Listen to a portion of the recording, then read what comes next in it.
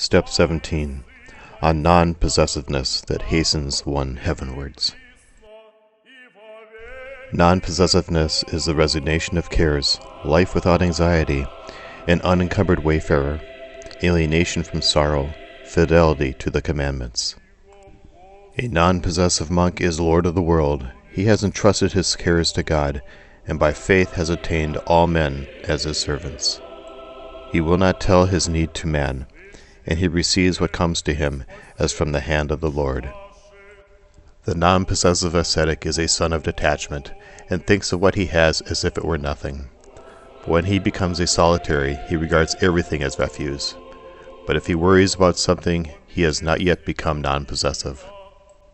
A non-possessive man is pure during prayer, but an acquisitive man prays to material images. Those who live in obedience are strangers to the love of money. For where even the body has been given up, what is left to be one's own?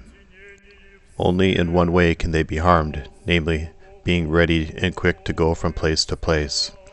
I have seen material possessions make monks patient to remain in one place, but I praise those who are pilgrims for the Lord. He who has tasted the things on high easily despises what is below, but he who has not tasted the things above finds joy in possessions. A man who is senselessly non-possessive suffers a double harm. He abstains from present goods and is deprived of future ones. Let us monks, then, be as trustful as the birds are, for they have no cares, neither do they gather into barns. Great is he who piously renounces possessions, but holy is he who renounces his will. The one will receive 100-fold, either in money or in graces, but the other will inherit eternal life. Waves never leave the sea, nor do anger and grief leave the avaricious.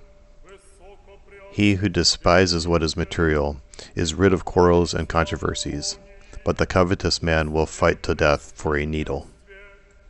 Unwavering faith cuts off cares, and remembrance of death denies the body as well. In Job there was no trace of avarice. Therefore when he lost everything he remained undisturbed. The love of money is, and is called, the root of all evils, because it produces hatred, thefts, envy, separations, enmities, storms, remembrance of wrong, hard-heartedness, and murders. Some have burned much wood with a small fire, and with the help of one virtue, some have escaped all passions just mentioned. The virtue is called detachment, and it is born of experience and a taste of God, and concern for the account to be given at death.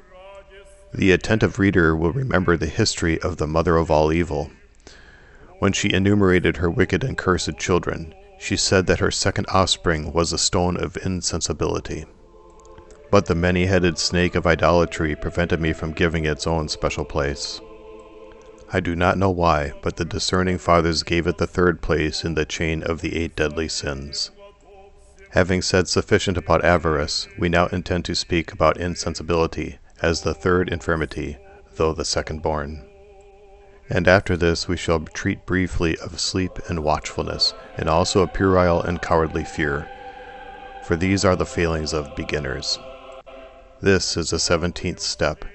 He who has mounted it is journeying to heaven stripped of material things. О спасении их, Господи.